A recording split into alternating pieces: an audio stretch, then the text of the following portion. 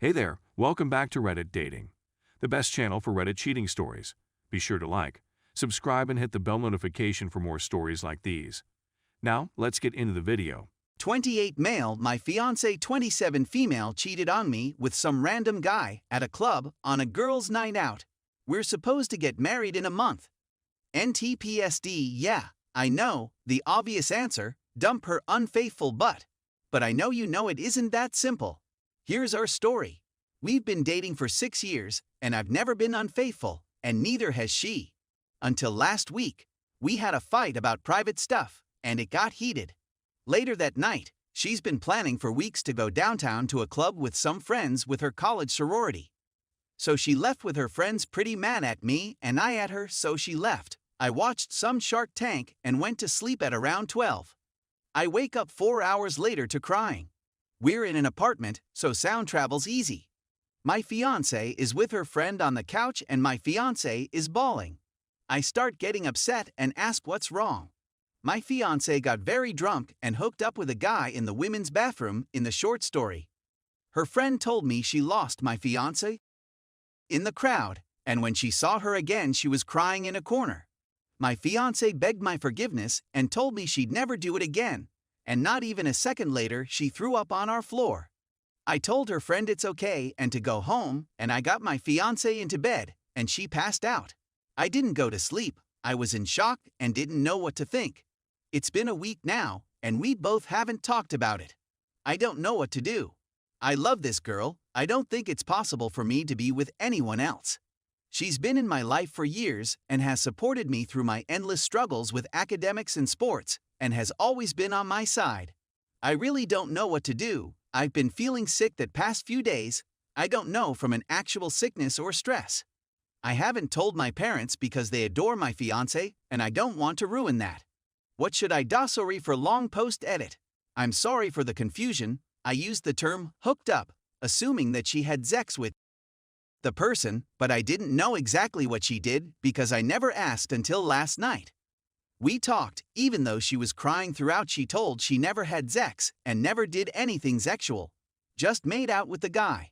And for those saying the argument wasn't a big deal, it is. I figured it's anonymous, so it doesn't matter.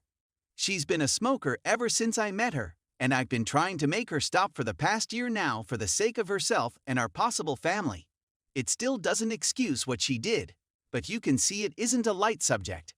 But what I don't understand is why she could barely speak to me about it for a week, since it was so light intimacy as just kissing. I don't know if I can believe it or not. I'm going to talk to her friends to see what they say.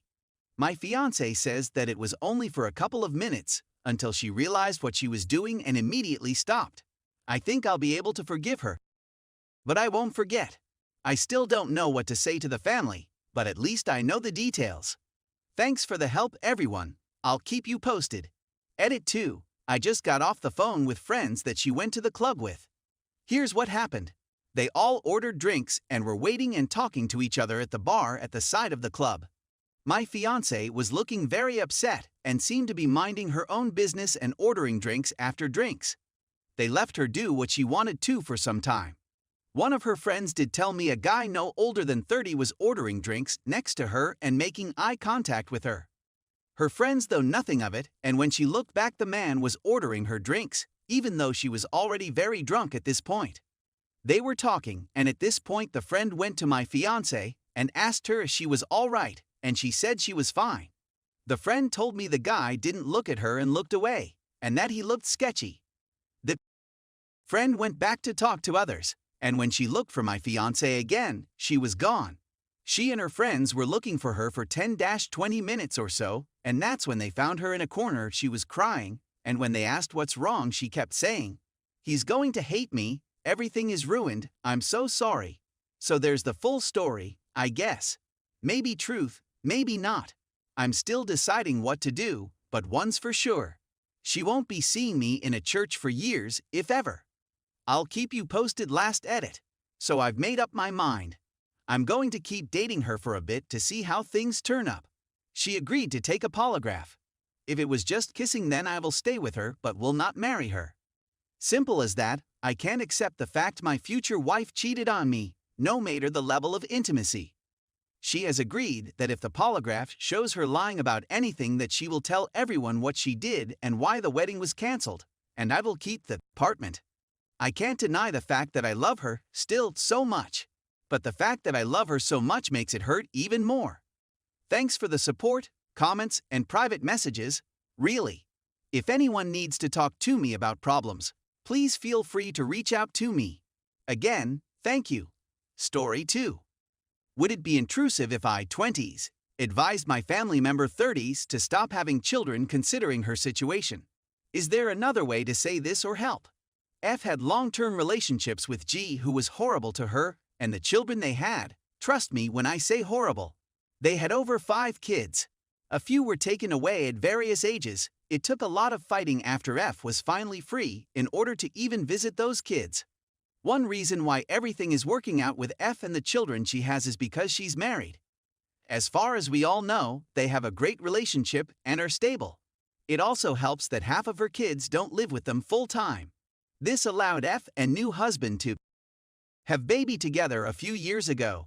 They're going to conceive again. Just a matter of when. Probably next year. F's trying her best. She works hard, is there daily to make sure kids have what they need. Baby has always seemed to get the most attention and the most money, which is natural. But now baby's getting older and the attention isn't getting dispersed well. Even if they find a way to make it work, it would still be disrespectful to her kids who had to grow up with severe health problems from their dad and the way F used to be. They all have problems that she's just now learning how to handle and empathize with. Y, who is now in high school, suffers severe mental health problems, to the point where I'd need more than 10 trigger warnings to describe everything that's happened in the past 2 years. A few family members, and I think having yet another baby will make things exponentially worse. Some say stop worrying about it. This is also affecting my relationship with F and the family. Overall, it's been a team effort to help her kids, but instead of help, it's as if we are all their moms, especially me.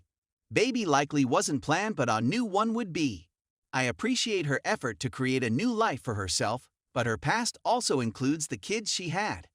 The kids F had clearly need her to be there the way she would be there for a new baby, and that would be virtually impossible. She'd also be stretching herself too thin to have a good marriage. Would it be wrong to give it to her straight and tell her having another baby would not be good? Is it intrusive to recommend F needs to apply more effort to find a way to make a new life with the kids she already has? I don't know everything about her life. I only know what she tells me, except for when we visit, hear stories, or see her stuff online. I wouldn't want to tell F how to live her life. I think I do have a small say in this since I helped with 3 of her kids, including Y, even though that was when I was in high school. I should include, her relationship with G was enabled by her not taking help from anybody and constantly going back to G and exposing her kids to that and having more. I don't know everything, so I want to make sure this opinion isn't coming from prejudice. F asks for advice often, and I'm one of the people she comes to, but I'm not sure about this huge bomb.